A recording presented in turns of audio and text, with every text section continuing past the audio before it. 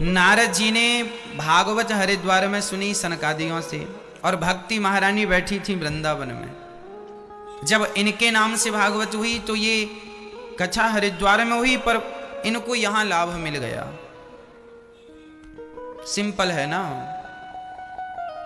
आपका कोई परिचित व्यक्ति अमेरिका में हो और उसे पैसे भेजना हो तो एक ही उपाय है, उसके खाते पर यहां बैंक में डाल दो, वो वहां से बैंक से निकाल लेगा, कैसे भी साधन से निकाल लेगा। उसी तरह जैसे यहां से भेजा हुआ पैसा अमेरिका, जापान, लंदन, पेरिस तक पहुंच जाता है, उसी तरह तुरंत पहुंचता है। ऐसा नहीं कि आज डाला तो कल पहुंचेगा, ना जी, तुरंत। जैसे यहां से डाला हुआ पैसा तुरंत उस व्यक्ति के खाते में पहुंच जाता है, उसी तरह जब आप अपने पूर्वजों के निमित्त कोई भी पुण्य करते हैं यहां पर, तो वह वहां पर उन्हें तुरंत प्राप्त हो जाता है। वैसे ही जैसे पैसा यहां का वहां तुरंत, देर नहीं लगती कि आज तो कल ना जी, तुरंत उनको मिल रहा है पुण्य। इसलिए पूर्ण रूप से आप अपने पूर्वजों के कल्याणार्थ आयोजन कर रहे हैं। भगवान उनकी आत्मा को शांति दें, उन्हें आनंद की प्राप्ति हो, भगवान के चरणों की प्राप्ति हो, भगवान का धाम प्राप्त हो, यही उनके लिए भी मंगल कामना है। साथ ही मैया श्री सुश्री मंजू जोशी जी, बेटी स्वाति जी, बहन मृदुला सिंह दुर्गा जी, समस्त कुशाग्र परिवार, माता पिता जी की पुण्य स्मृति में आप मेरठ उत्तर प्रदेश से आप कथा का रसपान कर रही हैं। आपका भी भगवान कल्याण करें, भगवान सदा आपका मंगल करें और सदा आपके रक्षक बने। भगवान आपके लिए भी भगवान से प्रार्थना कि वह आपकी समस्त इच्छाएं पूरी करें। प्रिय भक्तों, भागवत एक ऐसी छाया है जिसकी छांव में हम बैठ जाएं ना तो हम सभी लोग अपने आप को आनंदित भाग्यशाली मानते हैं, और भागवत श्रवण करने वाले ही सबसे ज़्यादा भाग्यशाली हैं। इस घोर कलयुग में जो आज पैसे के पीछे दौड़ रहे हैं, लूट रहे हैं या लुट रहे हैं, या परेशान हो रहे हैं या परेशान कर रहे हैं, उनसे करोड़ों गुना भाग्यशाली आप हैं कि आप भगवान की छत्र छाया में बैठ के भगवान का चिंतन कर रहे हैं। कितने भाग्यशाली हैं आप। लिखा है ना, बड़े भाग्य पायहि सतसंगा, बिना ही प्रयास हो ही भव भंगा। जैसे हम को दिल्ली जाना हो तो हम ट्रेन में बैठ जाते हैं, अपनी सीट पर बैठो या लेटो या खाओ या कुछ भी, आप बैठ गए तो अपने आप अपने मंजिल में दिल्ली या इत्यादि अन्य स्टेशनों में पहुंच जाएंगे। क्यों जी? आपको तो प्रयास नहीं करना, ना ट्रेन में डीजल डालना, ना बिजली का कनेक्शन करना, ना तो आपको चलाना, ना आपको परेशान होना। आपको तो जाके अपनी सीट में बैठना है। अरे बैठने का भी मन ना हो तो लेट जाओ, चलो लेटने भी से काम नहीं चल रहा तो सो जाओ, सो जाओ, बैठे रहो, कुछ भी करो, मंजिल तक पहुंच जाओगे कि नहीं। बस ट्रेन मिल जानी चाहिए। जैसे ट्रेन में आप जाके निश्चिंत होकर बैठ जाते हैं, अपने आप आपको मंजिल कुछ ही घंटों में मिल जाती है, उसी तरह जब शांति से आप भागवत जी में आकर बैठ जाते हैं तो आप सभी को अपनी अपनी मंजिल आपको मिल ही जाती है। भागवत सबको सबकी मंजिल तक पहुंचाती है। भागवत जी सबको सबकी मंजिल, आपकी मंजिल जो है आप वहां जाएंगे। एक ही ट्रेन में हजारों यात्री बैठते हैं। किसी का स्टेशन लखनऊ है तो लखनऊ उतर गया, किसी का स्टेशन गाजियाबाद है तो गाजियाबाद उतर गया, किसी का दिल्ली है, दिल्ली ट्रेन उससे भी आगे जा रही है तो उससे आगे के भी यात्री उसमें होंगे। ट्रेन एक है पर स्टेशन अनेक है, अनेक स्टेशनों के यात्री एक ही ट्रेन पर सवार हैं और स्टेशन आती गई, यात्रीगण उतरते गए। उसी तरह मंजिल सबकी अलग अलग है, भाव सबके अलग अलग हैं, विचार सबके अलग अलग है, पर सत्संग की ट्रेन एक ही है। जिसे जहां जाना है वह एक ट्रेन ही, सत्संग ही आपको वहां पहुंचाएगा जहां आपको जाना है। कहां जाना है वो आप निश्चित कर लीजिए।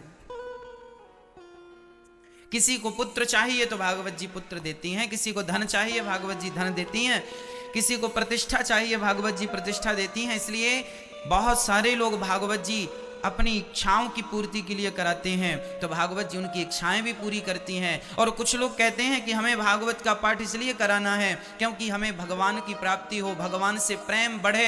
यदि प्रेम की कामना है तो भगवान तुम्हें भक्ति और प्रेम का वरदान भी देते हैं, ये प्रेम की भिक्षा भी मिलती है। भागवत सब देती हैं। भागवत प्रेम का ग्रंथ है। राम जी मर्यादा पुरुषोत्तम है और भगवान कृष्ण क्या है? राम जी प्रेम की राम जी मर्यादा की स्थापना करने आए और भगवान श्री कृष्ण प्रेम की स्थापना करने आए। राम जी मर्यादा पुरुषोत्तम है तो भगवान कृष्ण प्रेम पुरुषोत्तम है। प्रेम है, ये प्रेम की गली अति सांकरी, जा मैं दो न समाए, ये प्रेम की गलियों में आप विचरण कर रहे हैं। तो भागवत से यदि प्रेम चाहिए तो भगवान प्रेम भी देते हैं। अर्थ न धर्म न काम रुचि, गति न चाहु निर्वाण, जन्म जन्म रति राम पद, यह वरदान नयान। जो चाहिए सब। इसलिए अभी 17 दिसंबर से फिर भागवत जी की पोथी बैठेंगी। जीवन में एक बार भागवत जरूर पोथी पाठ कर लेना या करवा लेना चाहिए। इससे हमारी मुक्ति का मार्ग प्रशस्त हो जाता है। हमें जीवन में देखो, पूतना भगवान को मारने आई थी, लेकिन भगवान ने तार दिया ना, क्योंकि वो तो बहाना ढूंढते हैं तारने का। और हमारी मैया जी सुश्री मंजू जोशी जी, आप तो बड़े भाव से भागवत जी करा रही हैं। भगवान आपका कल्याण करें, सभी इच्छाएं पूरी हों। साथ ही हमारे श्री हरविलास अनीता राजपूत जी समस्त खोजर परिवार ग्वालियर से हैं, आपका भी कल्याण हो और आपकी भी मंगल कामनाएं भगवान पूरी करें। आपने भी समय निकालकर भागवत जी श्रवण करने का जो संकल्प लिया है अति उत्तम है। भागवत जी का संकल्प तब ही मन में जागता है जब भगवान की विशेष कृपा होती है। सिंपल है, भगवान की कृपा जिन पर हुई है वो सब भगवान की। देखो, एक बार माँ यशोदा दीप दान कर रही थी यहीं यमुना जी में, तो सारे लोग दीप दान कर रहे थे, लाखों दिया यमुना जी में तैर रहे थे। तो भगवान श्री कृष्ण ने अपने आप को क्या किया, किनारे पर लेट गए और दिया उठा उठा के भगवान अपने पास रखने लगे। तो मैया बोली, लाला तू क्या करे? कन्हैया बोले, मैया मैं दियों को अपने पास बुलाऊं, अपने पास रखूं, इन्हें बचाऊं, ये डूब जाएंगे। मैया बोली, पगले नदी में तो लाखों दिए हैं, तू कितनों को बचाएगा? कन्हैया बोले, मैया जी जो मेरे करीब से मेरे पास से गुजरते जाएंगे उनको बचा लूंगा। बस हम सभी वो दिए हैं जो संसार सागर में बह रहे हैं, जो भगवान के करीब से गुजरते जाएंगे, भगवान उन्हें बचाते जाएंगे। इसलिए आप सभी जो भागवत सुन रहे हैं, आप भगवान के करीब हैं। यही तो करीबी है, यही तो ईश्वर की सन्निकटता है ना। तो कल्याण हो आप सभी का। साथ में हमारी मैया श्री क्रांति देवी न्यू दिल्ली पालम से आप कथा का रसपान कर रही हैं। आपका भाव अनायास ही जागा कि हमें भागवत सुननी है, और जो मन में इच्छा जागती है देर सवेर भगवानों से जरूर पूरी करते हैं। जो इच्छा करी हो मन माही, प्रभु प्रसाद कछु दुर्लभ नाही। यदि भक्त सच्ची कामना करे, सच्चा भाव रखे, तो भगवान निश्चित उनकी वह कामना वह इच्छा पूरी करते हैं। ऐसे आप सभी वो भक्त भी भाग्यशाली हैं जो पोथी पाठ का आप लोग आयोजन कर रहे हैं। 188 लोग, सबका नाम लेना संभव नहीं है। आपका मंगल हो, कल्याण हो, आपके लिए यही शुभकामनाएं हैं। कल आप सभी का नाम मंच से बोला गया था और आप सभी के नाम से ये भागवत जी की पोथी चल रही हैं। सुबह गौरी गोपाल आश्रम नाम के चैनल पर आप सुबह पोथी पाठ सभी जो संस्कृत से होता है आप सभी सुन सकते हैं। अपने YouTube पर गौरी गोपाल आश्रम डालिए, गौरी गोपाल आश्रम डालिए, और अपने आप देखेंगे कि आपको भागवत जी की पूरे 18,000 श्लोक श्रवण करने का घर बैठे आपको लाभ मिल जाएगा। इसलिए ऐसे गौरी गोपाल आश्रम चैनल YouTube पर खुल के आता है। प्रिय भक्तों, कल हम लोगों ने सुना कि धुंधकारी जैसे महान पापी का उद्धार हो गया। अच्छा, एक बार क्या हुआ जानते हैं? एक बार व्यास जी महाराज बड़े उदास थे, तो व्यास जी की उदासी देखकर नारद जी ने पूछा कि आप उदास क्यों हैं? व्यास जी ने कहा, मैंने 17 पुराण लिखे हैं पर मन को शांति नहीं है। अच्छा, लोग बड़े अशांत रहते हैं, सब कुछ होने पर भी कई बार अशांति होती है। जानते हैं अशांति का कारण क्या होता है? संतोष ना होना ही अशांति का सबसे बड़ा रीजन है, कारण है। इसलिए सबसे बड़ा धन है संतोष। इसलिए हमें जितना ईश्वर दें उसमें क्या रखना चाहिए? संतोष रखना चाहिए। सब में भगवान की कृपा माननी चाहिए। लेकिन हम लोग क्या करते हैं, बहुत मिलने पर भी असंतोषी हैं। इतना मिल गया फिर भी कमी है, कमी है।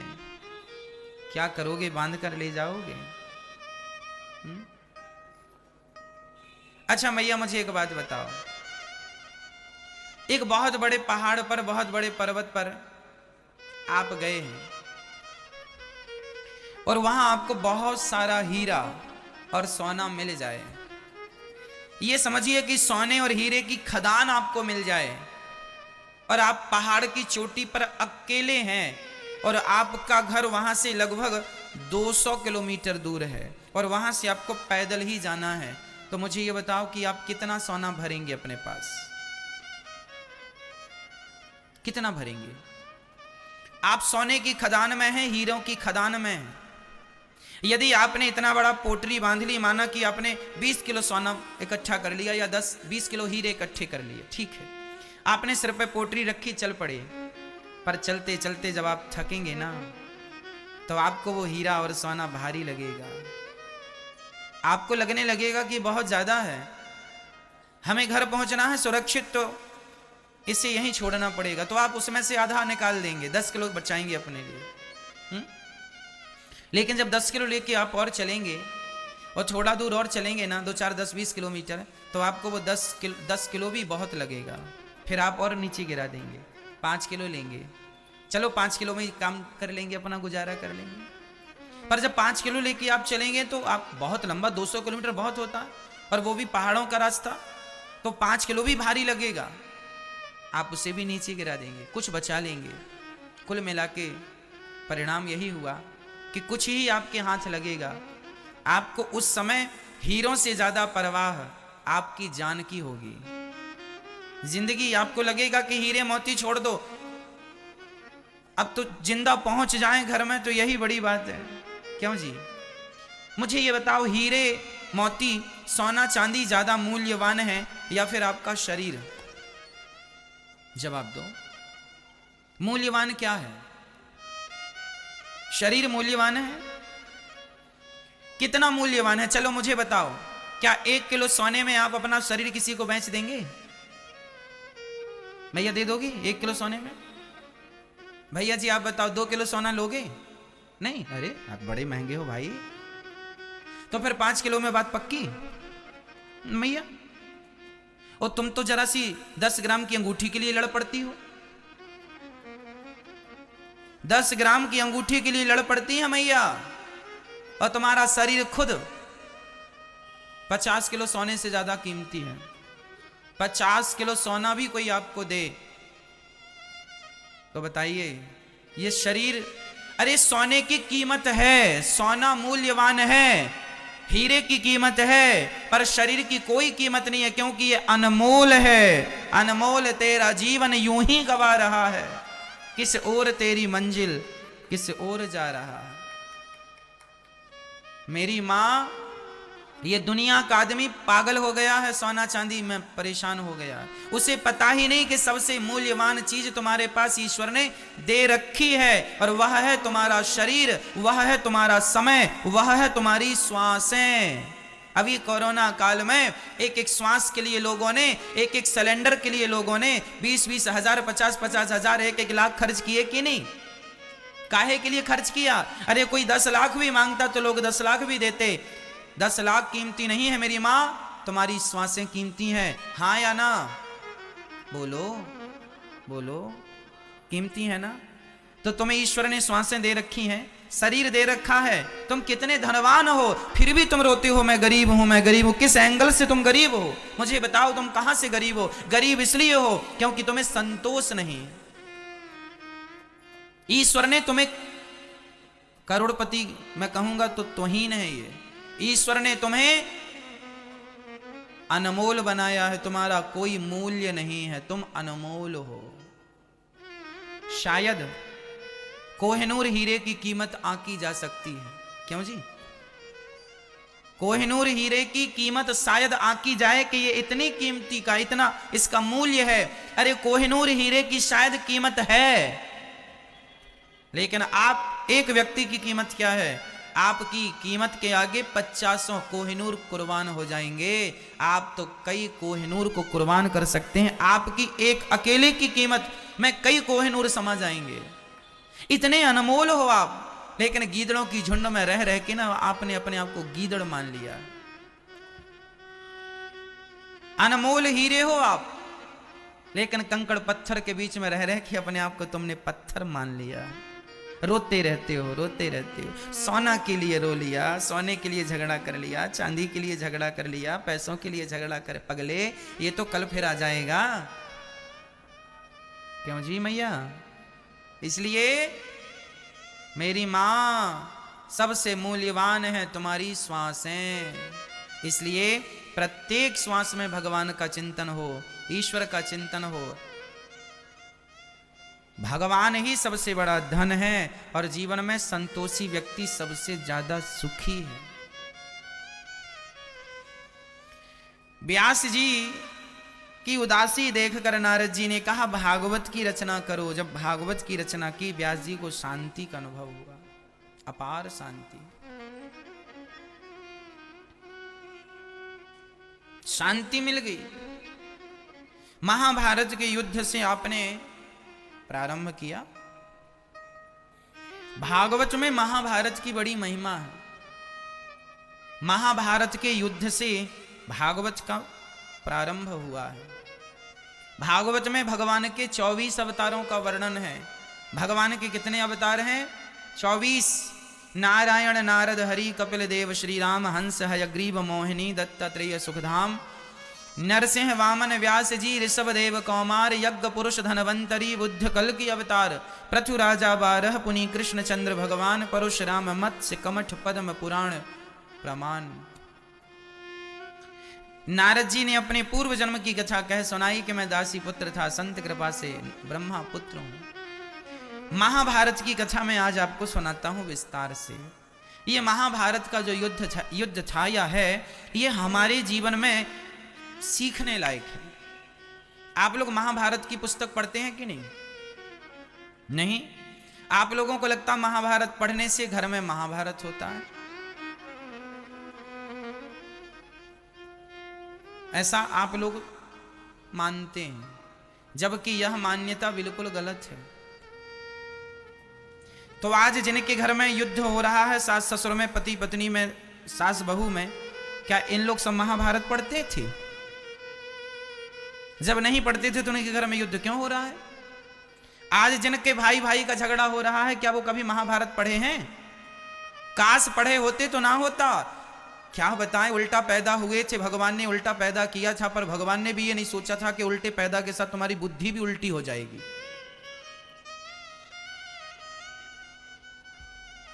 क्या क्या सोच लेते हैं मन से, कुछ भी।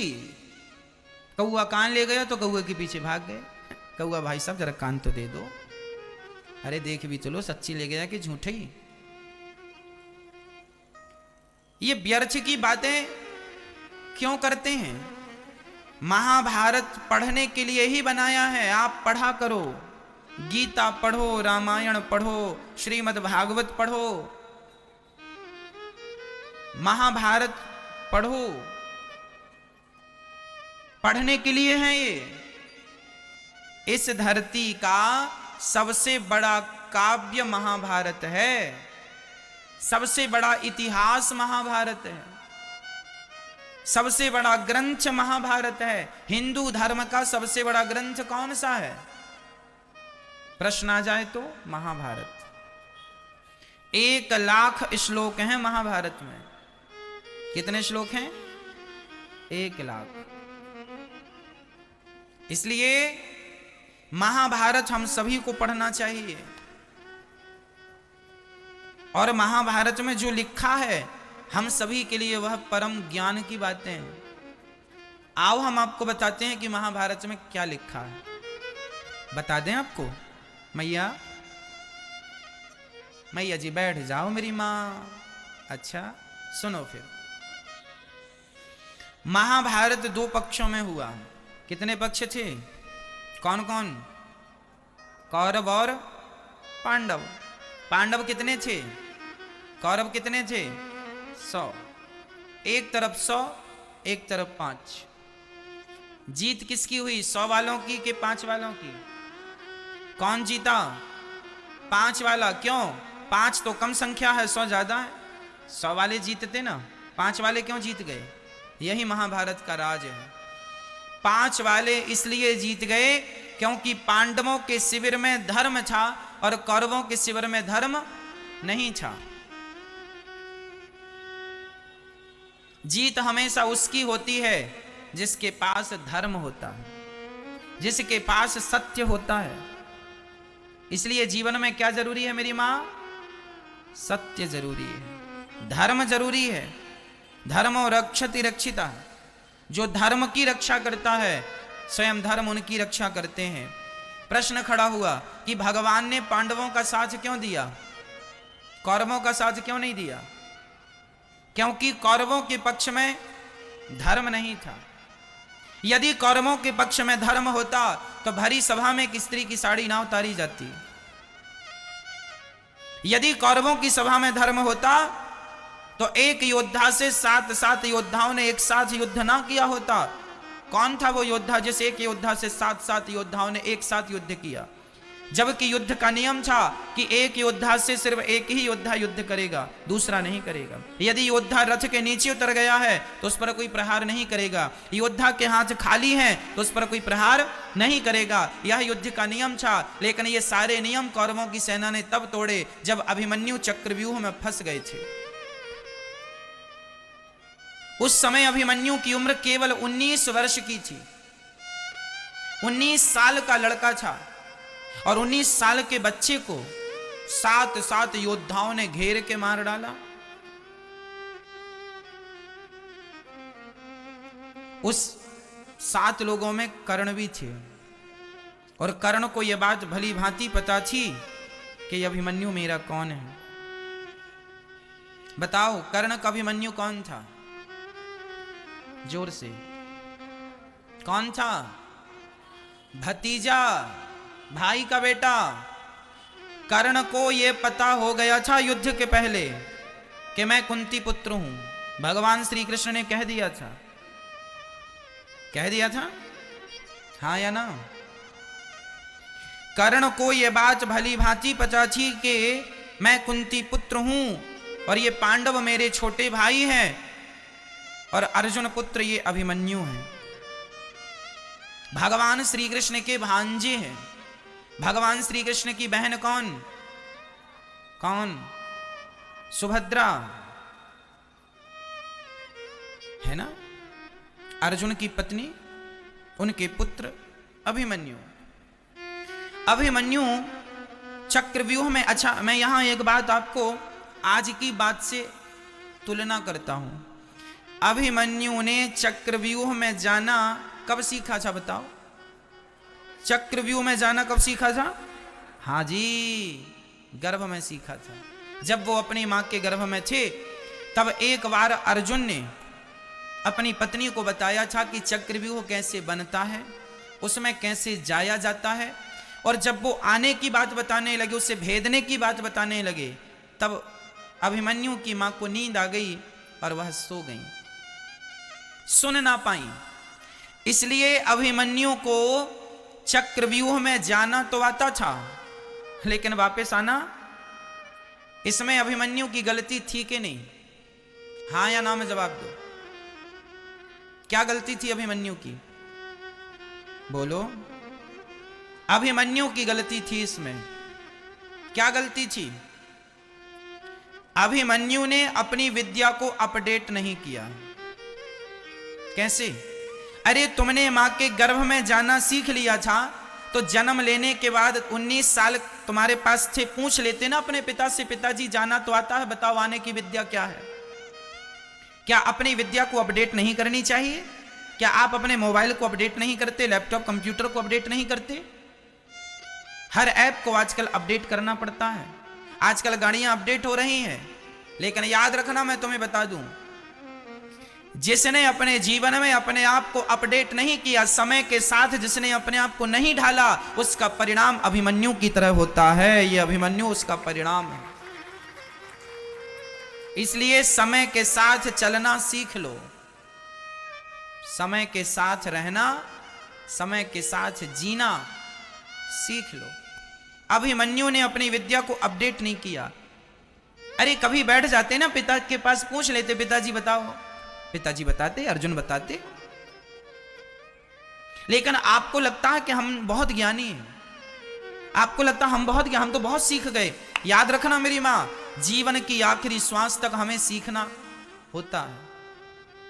यदि आपने अपने आप को विद्वान मान लिया तो आपने जिस दिन अपने आप को विद्वान माना है वही दिन है कि आप सबसे बड़े मूर्ख हैं।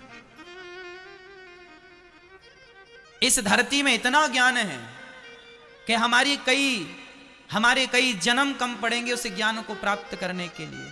क्यों जी? इसलिए सीखना बंद तो जीतना बंद। यदि जीवन में कामयाब होना है तो सीखते रहो, हर चीज को सीखो। कैसे बिजनेस करना है, कैसे व्यापार करना है, कैसे गृहस्थी चलानी है, कैसे जिंदगी में खुश रहना है। अरे खुश रहने के सूत्र भी सीखते रहो। सीखने में क्या बुराई है? दत्तात्रेय जी ने 24 गुरु बनाए हैं, चींटी से लेकर हाथी तक सीखा है कि नहीं? बोलो। दत्तात्रेय जी के कितने गुरु हैं? 24 गुरु। पृथ्वी वायु आकाश, पृथ्वी को वायु को, अग्नि को, आकाश को, जल को, पृथ्वी को, कबूतर को, पतंगे को, भौरे को, कितनों को गुरु बनाया, सबसे सीखा।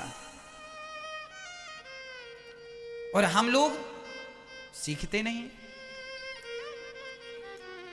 इसलिए मेरी आपसे प्रार्थना है कि जीवन के आखिरी क्षण तक हमें सीखते रहना चाहिए, है ना मेरी मां? और बच्चों को भी सिखाते रहना चाहिए। अभिमन्यु ने सीखा नहीं तो महाभारत में मारे गए। चलो अब आगे चलें इससे, चलो आगे चलते हैं। एक योद्धा से एक ही योद्धा युद्ध करेगा, पर अभिमन्यु से कितनों ने युद्ध किया? 7-7। उसमें कौन कौन थे? उसमें एक कर्ण भी थे, शकुनी भी थे, गुरु द्रोणाचार्य। नाम सुनते जाना, अभी इनका मैं सबका परिणाम बोलूंगा। ये ज्यादा होशियार बन रहे हैं ना, अभी सुन लेना।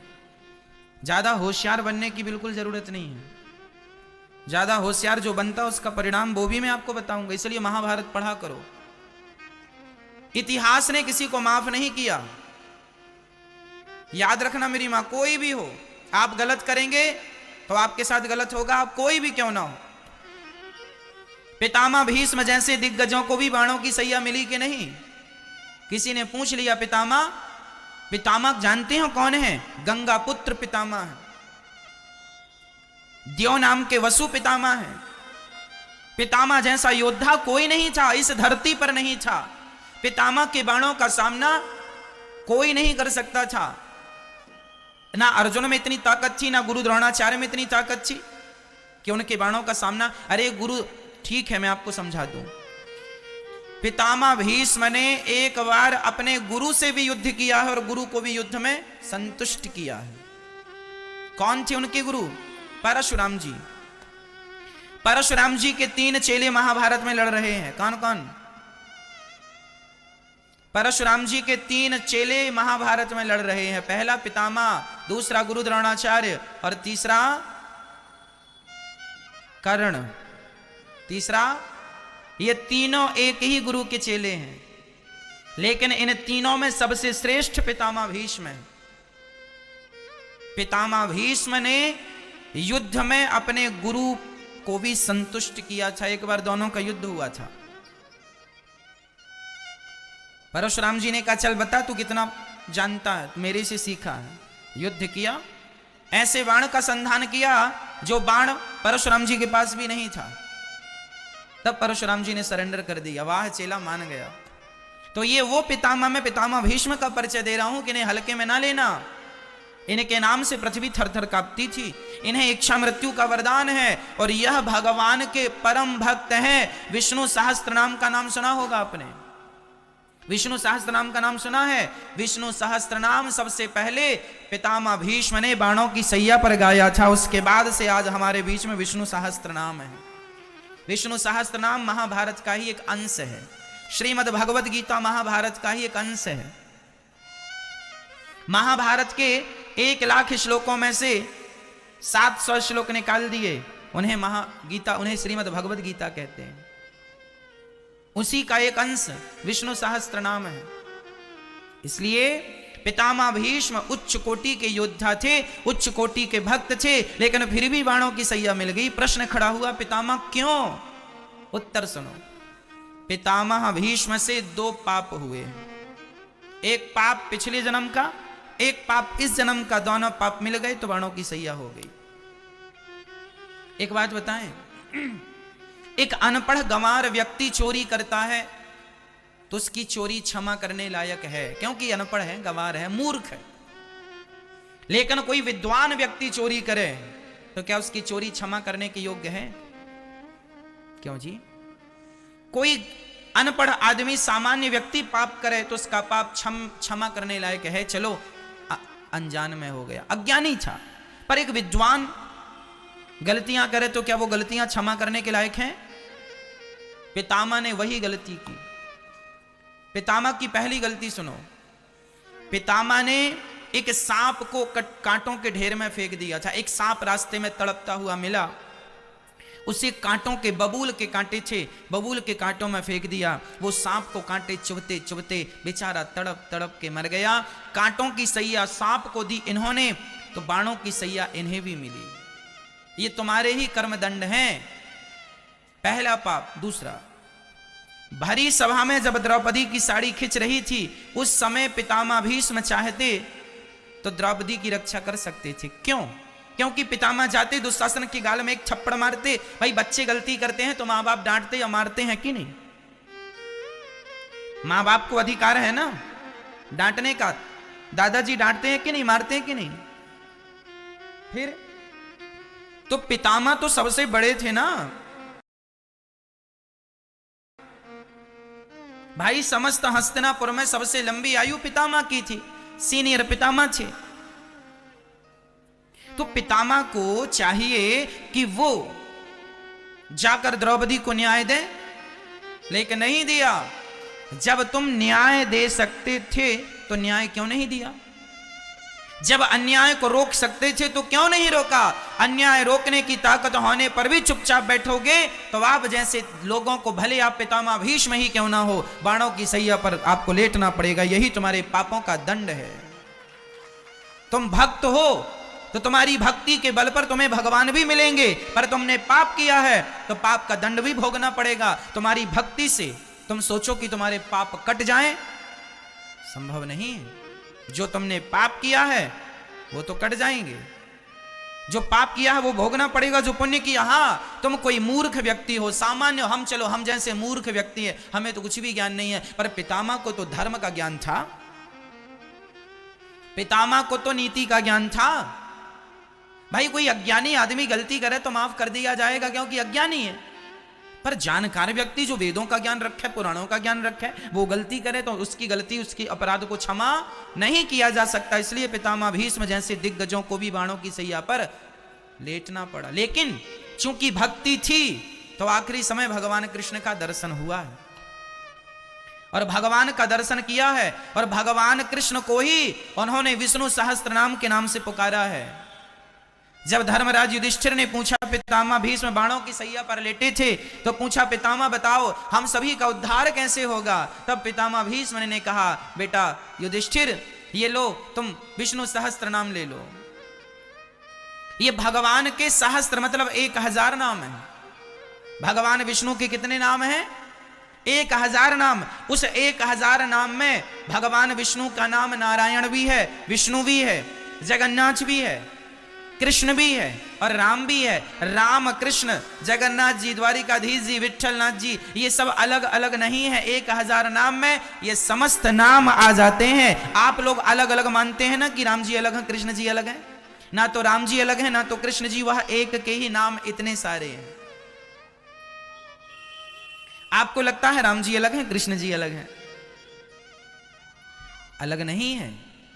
राम जी किस युग में आए? त्रेता में। तो त्रेता के भक्तों ने उन्हें राम कह के बुलाया। राम भगवान कृष्ण कब आए? द्वापर में। तो द्वापर के भक्तों ने उनका नाम कृष्ण रखा और कृष्ण कह के बुलाया।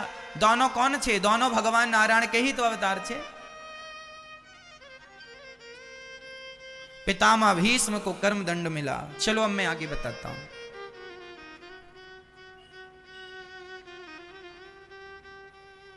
गुरु द्रोणाचार्य जी जब सेनापति थे तो गुरु द्रोणाचार्य जी की हत्या किसने की थी? आपको पता है गुरु द्रोणाचार्य जी की हत्या किसने की थी? नहीं? हाँ? धृष्टद्युम्न ने। किसने की? गुरु द्रोणाचार्य जी को धृष्टद्युम्न ने मारा। क्यों मारा? आपको पता हो गुरु द्रोणाचार्य जी की हत्या अधर्म से हुई थी। गुरु द्रोणाचार्य जी से कह दिया गया था कि तुम्हारा बेटा, कह दिया गया था अश्वत्थामा मारा गया, नरोबा कुंजरोबा। अश्वत्थामा नाम का हाथी मारा गया था और हाथी को भीम ने मारा था और भीम ने मार करके वहां युधिष्ठिर जी से भगवान ने कहा कह दो कि अश्वत्थामा मारा गया। तो किसी ने भगवान से कहा कन्हैया तुम तो धर्म की रक्षा करने आए हो और तुम ही हमसे झूठ बुलवा रहे हो, तुम ही अधर्म करवा रहे हो। पितामह गुरु द्रोणाचार्य जी से कह दिया अश्वत्थामा मारा गया और धीरे से कह दिया नरोबा कुंजरोबा। हाथी था कि मनुष्य था ये आप समझो। जब सुना गुरु द्रोणाचार्य ने कि मेरा बेटा अश्वत्थामा मारा गया, उन्होंने धनुष बाण गिरा दिए और बेटे की मृत्यु के शोक में डूब गए। और पुत्र का मोह, पुत्र के मृत्यु का शोक था कि तभी धृष्टद्युम्न ने आकर के उनका तलवार से सिर काट दिया। सवाल खड़ा हुआ कि गुरु द्रोणाचार्य को अधर्म से क्यों मारा? तो उत्तर सुनो। कोई आपसे सवाल करे कि पांडवों ने, भगवान श्री कृष्ण ने गुरु द्रोणाचार्य को अधर्म से क्यों मरवाया? तो उत्तर सुनो, क्योंकि गुरु द्रोणाचार्य जी उस समय सेनापति थे, प्रधान सेनापति थे जब अधर्म से अभिमन्यु को मारा गया था। जब तुमने अधर्म किया है तो तुम्हारे साथ धर्म हो, इसकी आप उम्मीद ना करना। आपने कब धर्म का पक्ष लिया साहब? जब आपको धर्म का ज्ञान नहीं है तो फिर आप भी धर्म की अपेक्षा ना करना सामने वाले से। क्यों जी? धर्म उन्हीं के लिए है। धर्म तब अच्छा लगता है जब दोनों पक्ष में धर्म हो। हम तो धर्म लिए बैठे हैं और तुम अधर्म करते जाओ, तो अधर्मी को अधर्म से मारना ही धर्म है। यही कूटनीति है। समझ गए आप? उस समय चक्रव्यूह की रचना किसने की थी? जब अभिमन्यु चक्रव्यूह में फंसे उस समय चक्रव्यूह की रचना किस? चक्रव्यूह बनाना केवल गुरु द्रोणाचार्य को आता था। 3 लोग चक्रव्यूह बनाना जानते थे। एक तो पितामह भीष्म, दूसरा गुरु द्रोणाचार्य और तीसरा अर्जुन। और ये तीनों लोग ही ऐसे थे जो चक्रव्यूह बनाना भी जानते थे, चक्रव्यूह से निकलना भी जानते थे। गुरु द्रोणाचार्य ने चक्रव्यूह बनाया, उस चक्रव्यूह में अभिमन्यु फंसे और अभिमन्यु का अधर्म से युद्ध किया था। उस समय गुरु द्रोणाचार्य जी भी खड़े थे, आप भी देख रहे थे। आपने क्यों नहीं रोका? क्योंकि आप प्रधान सेनापति थे। क्यों नहीं रोका अपने अधर्म को? क्यों नहीं कहा दुर्योधन से कि दुर्योधन निहत्थे योद्धा पर वार मत करो? क्यों नहीं रोका कि रथ से नीचे योद्धा है उस पर प्रहार नहीं करना? क्यों नहीं पाठ पढ़ाया? जब तुम सेनापति थे तो तुम्हारा धर्म था कि तुम अधर्म ना होने दो, और जब तुमने अधर्म होने दिया है तो फिर तुम्हारे साथ भी अधर्म ही होगा। फिर अपने लिए धर्म की उम्मीदें ना लगाए बैठना, फिर ना कहना कि हमें अधर्म से मार दिया। हाँ जी, तो तुमने कौन सा धर्म अपनाया था? दूसरा, महाभारत के युद्ध में दानवीर कर्ण को भी अधर्म से मारा गया है। कैसे? युद्ध के समय दानवीर कर्ण का रथ जमीन पर धंस गया था, तो वो अपने रथ को उठाने के लिए उतरा, कर्ण उतरे। तो भगवान ने कहा अर्जुन बाण चलाओ। अर्जुन ने कहा ना कन्हैया मैं बाण नहीं चला सकता। युद्ध का नियम है कि योद्धा रथ से नीचे है उस पर वार नहीं करना। भगवान ने कहा जितना कह रहे हैं उतना ही करो, चलाओ बाण से मारो। अर्जुन ने कहा कन्हैया आप हमसे पाप करा रहे हैं। भगवान ने कहा यह पाप नहीं है। क्यों पाप नहीं है? अर्जुन भूल गए, ये वही कर्ण है ना जिसने अभिमन्यु को मारा था। उन 7 योद्धाओं में ये भी थे। इसे पता था कि ये मेरा भतीजा है। ना तो इसने धर्म का कोई पालन किया, ना तो रिश्तेदारी का कोई फर्ज निभाया कि भतीजा है क्यों मारे। अरे कितना भी निर्दयी होगा पर अपने भतीजे को तो मरते हुए नहीं देख सकता। हाँ? और वो भी अपनी तलवार उसकी छाती पर डाले। ये वही कर्ण है ना जिसने द्रौपदी को कहा था तेरे तो 5 पति हैं, 6वां मैं हो जाऊंगा तो क्या घट जाएगा। जब इन्होंने वाणी पर धर्म नहीं रखा, स्वभाव पर धर्म नहीं रखा, जब इन्होंने धर्म का कोई पालन नहीं किया तो इनके लिए भी धर्म का पालन ठीक नहीं है। अर्जुन बाण चलाओ, और ऐसे अधर्मी को अधर्म से मारना ही धर्म है। बाण चलाया गया, कर्ण मारे गए। तीसरा, दुर्योधन को भी अधर्म से मारा गया था। युद्ध का नियम था कि गदा का प्रहार जंघा पर नहीं करना चाहिए। युद्ध का नियम है गदा का प्रहार जांघों पर नहीं होता, लेकिन भीम भैया ने दुर्योधन की जांघें तोड़ दी कि नहीं गदा के प्रहार से। जबकि युद्ध का नियम था कि जांघों पे तो प्रहार होता ही नहीं गदा का, कमर के नीचे आप प्रहार नहीं कर सकते और सिर पे भी प्रहार नहीं कर सकते गदा का, ऐसा नियम होता। जब भीम भैया ने गदा से जंघा तोड़ दी ना दुर्योधन की, तब वहां बलराम जी आए और बलराम जी आग बबूला हो गए। सुनो भीम, तुमने गलत किया है, तुमने दुर्योधन को अधर्म से मारा है। युद्ध का नियम है कि जंघा पर गदा नहीं चलानी है और तुमने चलाई, अब मैं तुम्हें छोड़ूंगा नहीं। बलराम भैया गुस्से में हो गए और शेषानाग अवतार है ना, शेषनाग के, पृथ्वी डगमग डगमग डोलने लगी। तब भगवान कृष्ण आए, दाऊ भैया ठंडा हो जाओ, ठंडे हो जाओ, कूल डाउन कूल। सुनो, कहां से आ रहे हो? बलराम जी बोले हम तीर्थ यात्रा से आ रहे हैं अभी अभी। और ये अर्जुन मेरे शिष्य दुर्योधन को भीम ने मार डाला, तुमने रोका क्यों नहीं कन्हैया? भगवान बोले दाऊ भैया आप तीर्थ यात्रा पे ही रहो, अच्छा है, यहां के चक्कर में ना पड़ो। नहीं मैं अधर्म को नहीं देख सकता। तब भगवान श्री कृष्ण ने कहा वाह दाऊ भैया बड़ा धर्म का पाठ पढ़ा रहे हो। जब द्रौपदी की साड़ी खिंच रही थी तब कहां थे धर्म का पाठ पढ़ने के लिए?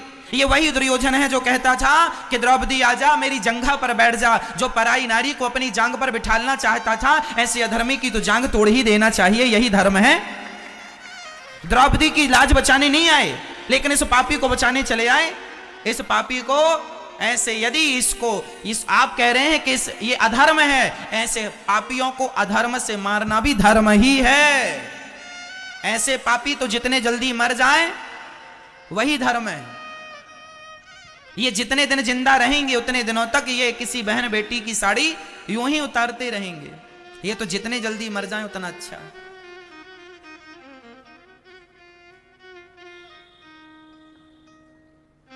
गांधारी माता ने एक बार आंखों से पट्टी हटाई थी, आपको याद होगा, याद है आपको मैया? याद है आपको? क्यों आप लोग वहीं थे उस समय? क्या नहीं आप कह रहे हैं याद है? एक बार माता गांधारी ने अपनी आंखों की पट्टी उतारी थी, बताओ किसके लिए? दुर्योधन के लिए। कहा था दुर्योधन कल सारे कपड़े उतार के आ जाना, मैं तुझे देखूंगी, जिस जिस अंग पर दृष्टि पड़ेगी वह अंग तेरा वज्र का हो जाएगा और फिर वह सुदर्शन चक्र से भी काटा नहीं कटेगा। दुर्योधन चला, रास्ते में भगवान मिल गए। अरे भैया कहां जा रहे हो? शर्मा गया क्योंकि निर्वस्त्र था। दुर्योधन पेड़ की छांव में आड़ में छिप गया। भगवान बोले कहां छिप रहे हो, क्या गड़बड़ है? और ये सारे कपड़े उतार के कहां जा रहे हो? दुर्योधन बोला मां के पास। भगवान बड़ा हंसे, राम राम राम, छोटे थे तब तो मां की गोद में ऐसे ही डोलते थे, अब तो घोड़े हो गए हो, बड़े हो गए हो, ऐसे अब जाओगे? कपड़े तो पहन लो। अरे मां ने कहा कि सारे कपड़े उतार के आना। भगवान ने कहा मां ने कपड़े उतारने को कहा है ना, जरा कमर के नीचे तुम पत्तों की टॉवेल तो लगा लो। भगवान ने चतुराई से पत्ते लपेटवा ही दिए और जंघों पर पत्ते थे। तो जब गांधारी मां ने आंख खोली तो पूरे शरीर पर दृष्टि पड़ी तो पूरा शरीर वज्र का हो गया, पर जांघ पत्तों से ढके होने के कारण जांघ रह गई। द्रौपदी को अपनी जांघ में बिठालना चाहता था। तुम्हारा पाप ही तुम्हारी कमजोरी बनता है मेरी मां, तुम्हारा पाप ही तुम्हारी कमजोरी है। व्यक्ति समझता नहीं है, लोगों को लगता हम पाप करके बच जाएंगे। कोई बचा हो तो नाम बता दो, तुम बच जाओगे।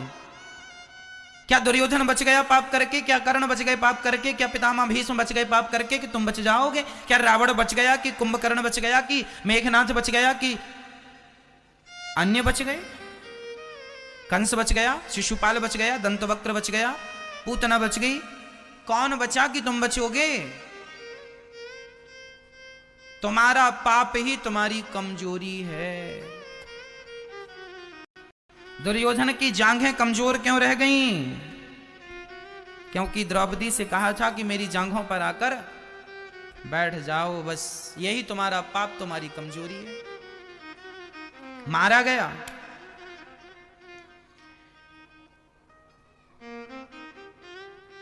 जब पूरा महाभारत समाप्त हो गया तब धृतराष्ट्र, देखो गांधारी ने पट्टी उतारी थी किससे बचाने के लिए? फिर से बोल दो। दुर्योधन को बचाने के लिए। गांधारी मां ने पट्टी उतारी तो थी, परंतु दुर्योधन को बचाने के लिए उतारी थी। माता गांधारी, काश आपने अपनी पट्टी द्रौपदी की लाज को बचाने के लिए उतारी होती तो आज ये गति ही ना होती। गांधारी मां, याद रखना मेरी मां, तुम्हारा बेटा यदि पापी है तो ऐसे पापी को बचा करके पाप ना कर लेना, उसे समझाना। काश गांधारी ने पट्टी तब उतारी होती जब द्रौपदी की साड़ी खिंच रही थी और दुर्योधन के गाल में, तुम मां थी ना, तो मां अपने बेटे के गाल में थप्पड़ मार सकती है कि नहीं? यदि गलत हूं तो मारो मुझे। मारा क्यों नहीं गांधारी ने? एक दिया होता दुर्योधन, ये तेरी भाभी है, रिश्ते में कौन थी? दुर्योधन की रिश्ते में कौन लगती थी? द्रौपदी भाभी थी ना। धर्मराज युधिष्ठिर बड़े थे ना दुर्योधन से, तो भाभी थी, भाभी थी। मारा होता काश गांधारी ने। द्रौपदी की लाज बचाने के लिए गांधारी जब पट्टी नहीं उतारती तो मां, अब कितनी भी पट्टियां उतारो बचने वाला नहीं है। भर गया है पाप घट पापी के अत्याचार से, और इन पापियों का विनाश होगा कृष्ण के अवतार से। अब नहीं बचेंगे कोई। जितना तुमने पाप करना था कर लिया। पाप करने में बड़ा मजा आ रहा था, लग रहा था हम ही होशियार हैं। मत भूलो कि परमात्मा सबको देख रहा है। समय आने दो, उसकी लाठी में आवाज नहीं होती। ईश्वर के घर देर होता है मेरी मां, अंधेर नहीं होती। ईश्वर देर से निर्णय लेता है पर न्याय बराबर करता है। इसलिए किसी के साथ गलत ना करना। परमात्मा लाख आंख से देख रहा है। तुझे देखने वाला सच की खेती कर ले चतुर नर, समय गुजरता जाता मेरे मालिक की दुकान में सब लोगों का खाता। गांधारी मां आपने पट्टी उतारने में देर बहुत कर दी, बहुत देर कर दी, बहुत देर कर दी। काश सही वक्त पर पट्टी उतारी होती तो आज तुम्हारे 100 में से एक भी बेटा ना मरते। इसलिए कहता हूं मेरी मां, आप लोग गांधारी तो नहीं हो। आपके घर में भी झगड़ा चालू हो जाता है भाई भाई का, और तुम तब तक आंखों में पट्टी ही बांधी रहती, तुम्हें तो कुछ दिखता ही नहीं है। भाई भाई लड़ रहे हैं मम्मी पापा को। ये बाप भी धृतराष्ट्र अंधा है। ये बाप बेटे ऐसी थे।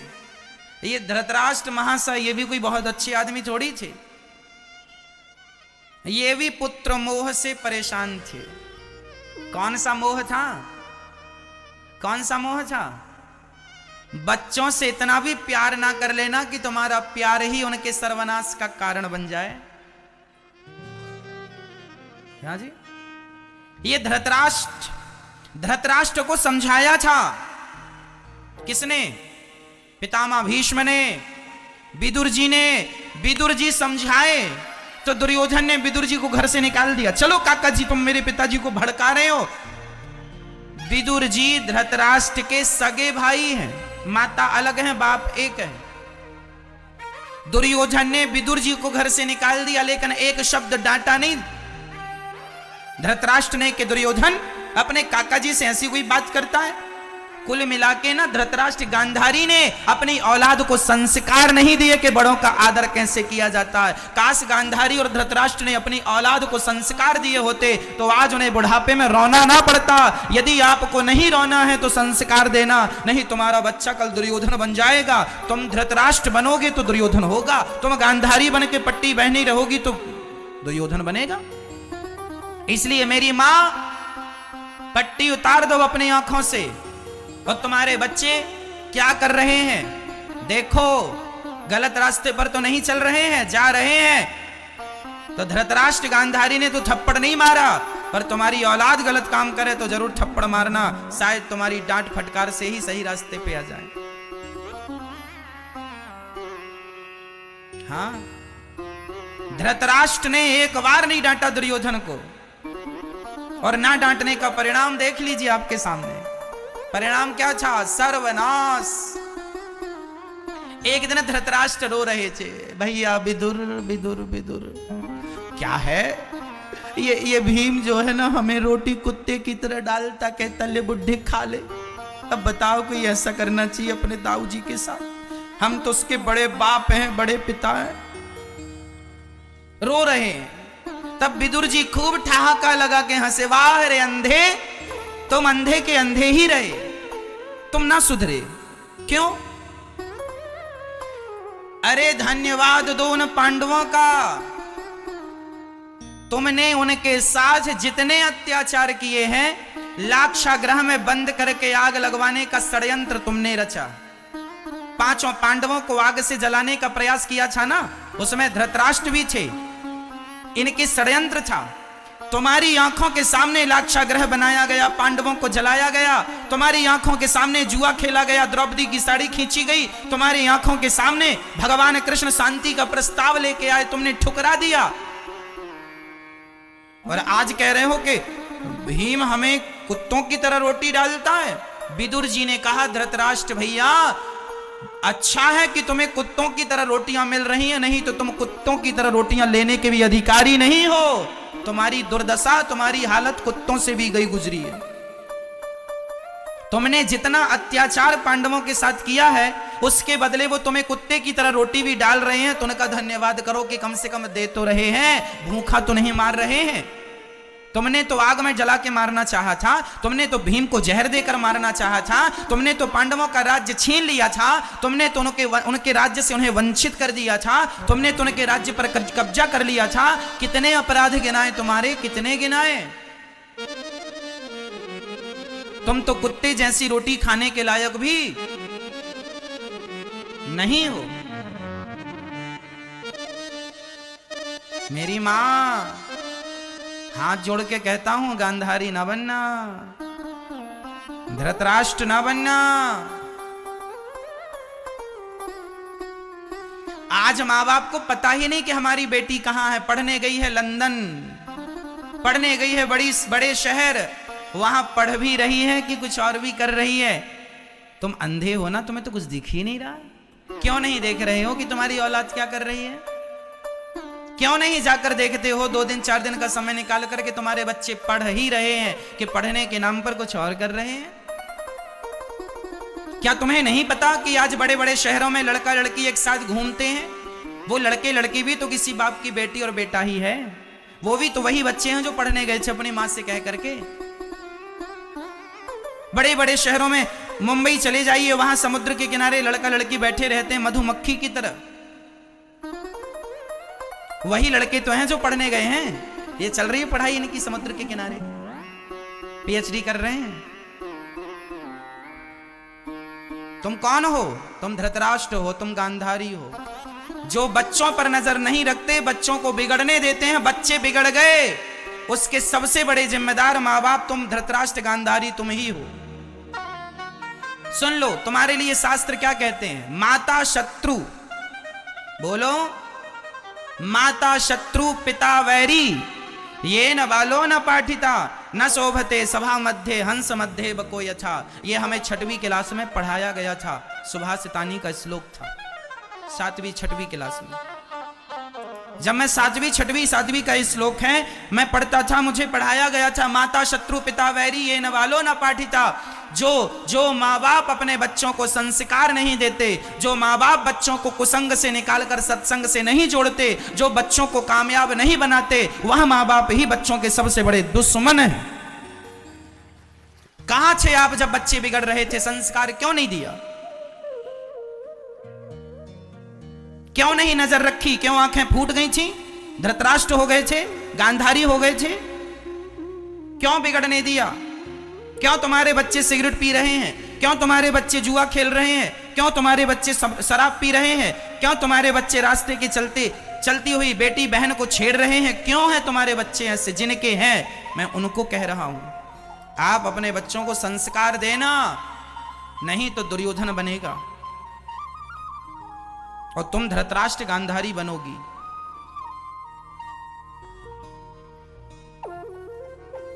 जरूरत से ज्यादा कॉन्फिडेंस भी नहीं होना चाहिए कि मेरे बच्चे तो बहुत अच्छे हैं। नहीं महाराज, मेरे बच्चे तो गलती करेंगे नहीं। अच्छा है तुम्हारे बच्चे अच्छे हैं, गलती ना करें, फिर भी नजर रखने में बुराई ही क्या है?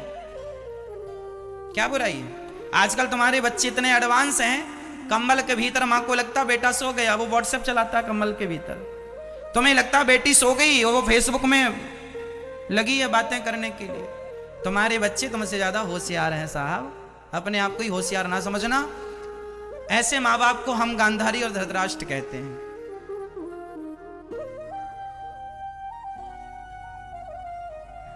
गांधारी और धृतराष्ट्र, ये महाभारत की कथा हम सभी के जीवन में बहुत बड़ा सबक है। हम सभी के जीवन में सीखने के लिए क्या है हमारे लिए? सबक, शिक्षा। गलती ना हो। जीवन की एक गलती, एक गलत निर्णय सारी जिंदगी रुलाती है, हाँ या ना? आपने जीवन में एक गलत निर्णय ले लिया, सारी जिंदगी रोएंगे आप, और एक सही निर्णय ले लिया, सारी जिंदगी वह निर्णय आपको प्रसन्न रखेगा। निर्णय आपको लेना। महाभारत में कौरवों ने सारे गलत निर्णय लिए। पितामह भीष्म ये भी तो कह सकते थे मैं युद्ध नहीं करूंगा। गुरु द्रोणाचार्य ये भी तो कह सकते थे अर्जुन भी मेरा शिष्य है, तू भी मेरा दुर्योधन शिष्य है, मैं युद्ध नहीं करूंगा। नहीं, युद्ध किया। कह रहे हैं मैंने रोटियां खाई हैं, नमक खाया है, ऋण चुकाऊंगा। दानवीर कर्ण कहते हैं कि लोग मुझे अपमानित करते थे, मुझे सम्मान दुर्योधन ने दिलाया है। अरे दुर्योधन ने सम्मान दिलाया है तो वो गलत है, तो जिसने सम्मान दिलाया है भले वो गलत है, तुम जान रहे हो तो गलत का साथ दोगे क्या? क्योंकि तुम्हें सम्मान दिलाया है तो तुम सम्मान की भूख में इतने ज्यादा भूखे हो गए कि तुमने एक नारी का अपमान कर डाला। क्या यही सम्मान था? गलत आदमी की संगत ना करना। मेरी मां, दो लोगों के नाम फिर बोल रहा हूं। भगवान अर्जुन के सहायक, अर्जुन को रास्ता बताने वाले कौन थे? अर्जुन के सलाहकार कौन थे? भगवान कृष्ण। और दुर्योधन के सलाहकार कौन थे? बोलो। मामा शकुनी। हां जी, जीवन में यह बात बहुत महत्व रखती है कि आपका सलाहकार कौन है। यदि सलाहकार कृष्ण है तब तो आपकी जय जयकार है, और सलाहकार यदि शकुनी है सत्यानाश होगा। इसलिए शकुनी जैसे लोगों से बच के रहना।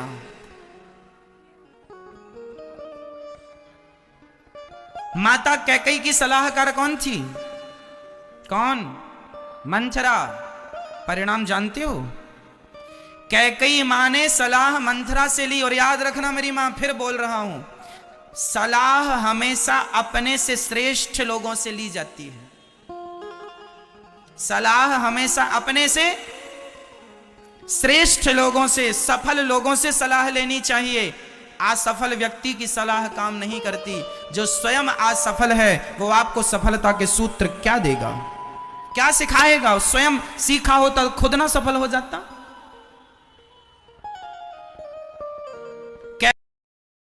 कैकेयी महारानी थी। सुनना, कैकेयी कौन थी उस समय?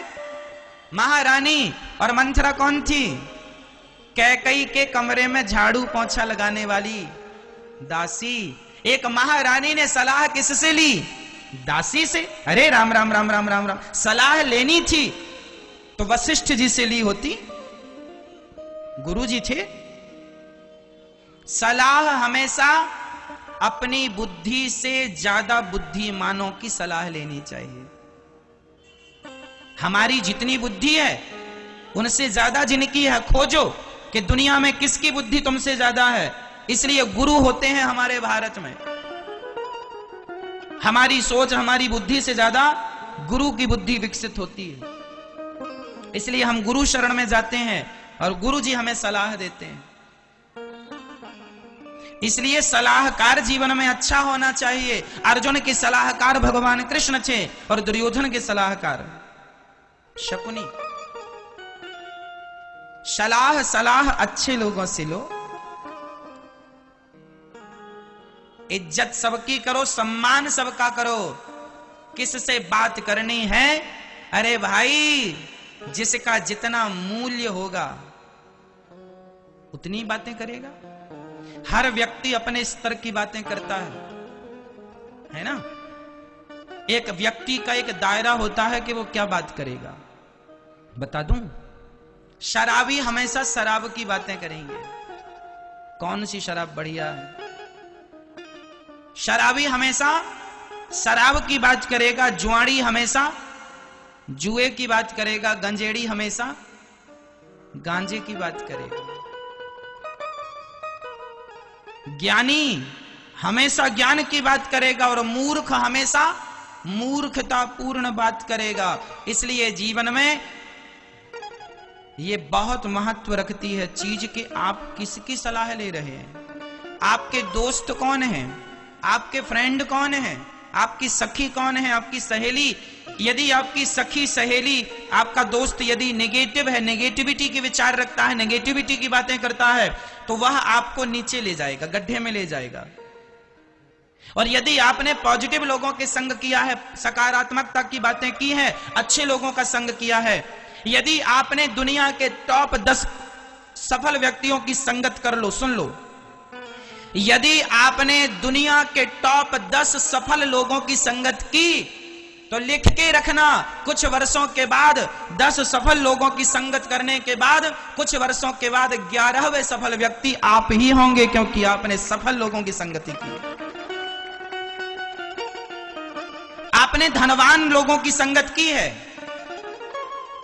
आप भी धनवान हो जाएंगे। और आपने कंगाल की संगत की तो आप क्या हो जाएंगे? कंगाल।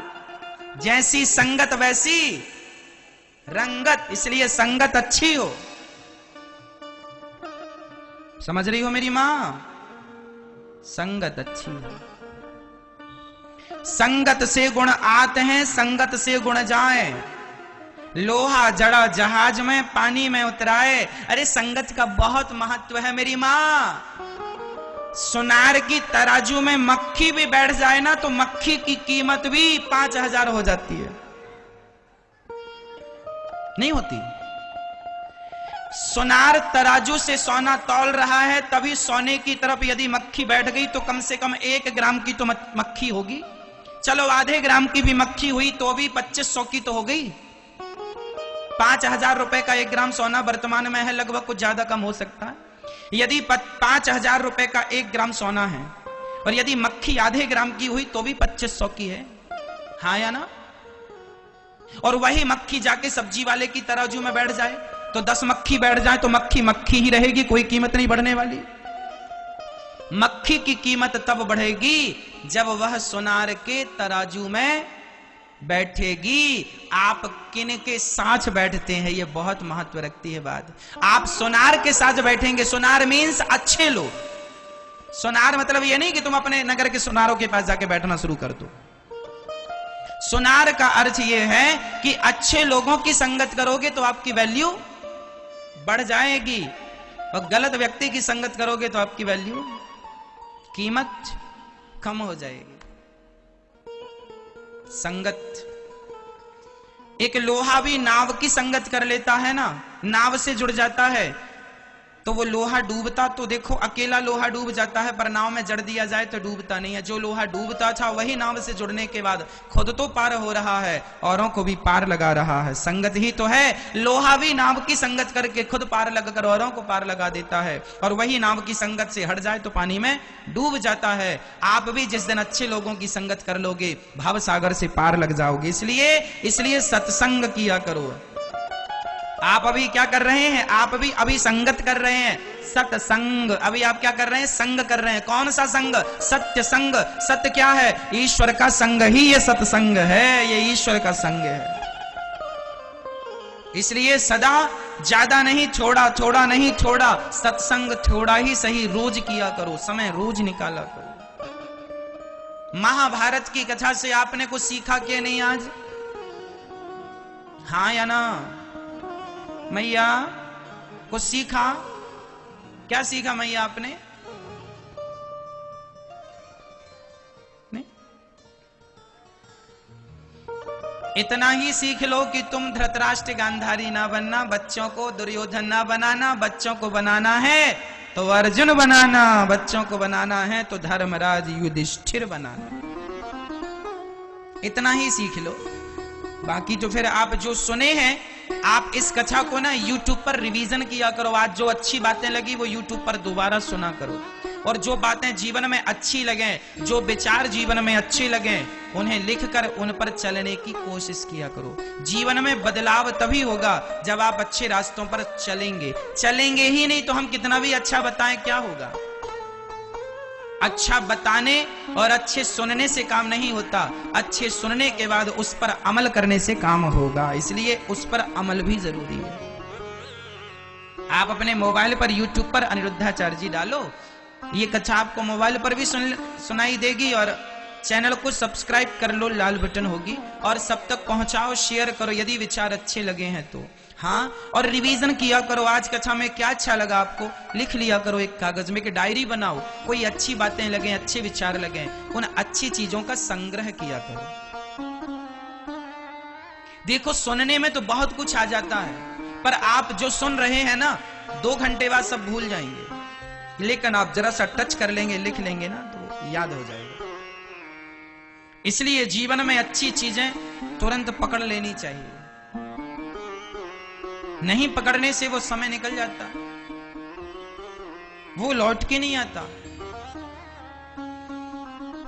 महाभारत का युद्ध हुआ, महाभारत में दुर्योधन मर रहा था, बचा लो बचा लो, जाकर सिर काट दिया अश्वत्थामा ने। 5 पांडवों के पुत्रों का अश्वत्थामा को भगवान ने द्रौपदी के सामने अर्जुन ने खड़ा किया। कृष्ण कृष्ण महाबाहो भक्तानां अभयंकरा, त्वमेको दह्यमानानां अपवर्गो से संस्रते। एक बार अश्वत्थामा, ये अश्वत्थामा कौन है जानते हैं? गुरु द्रोणाचार्य के पुत्र। अश्वत्थामा ने द्रौपदी के 5 बच्चों को मार दिया था। द्रौपदी के 5 बच्चे थे, 5 पांडवों के एक बेटा थे। कई बार आपको ये मन में सवाल खड़ा होता होगा कि द्रौपदी के 5 पति क्यों थे? क्या ये सही था? अब मैं बताता हूं। अब कुछ लोग कहें, एक सज्जन बोले, महाराज जी द्रौपदी के तब 5 पति थे, तो आज की स्त्रियों के 5 पति क्यों नहीं हो सकते? हमने कहा भाई जल्दी से किसी अच्छे से डॉक्टर को पकड़ो और अपना दिमागी इलाज जल्दी से करा लो, जो कि खराब हो रहा है। बोले क्यों महाराज जी? हमने कहा पगले, वो द्रौपदी जो थी उनका जन्म कहां से हुआ था? बोलो जोर से। हाँ, कहां से जन्म हुआ था?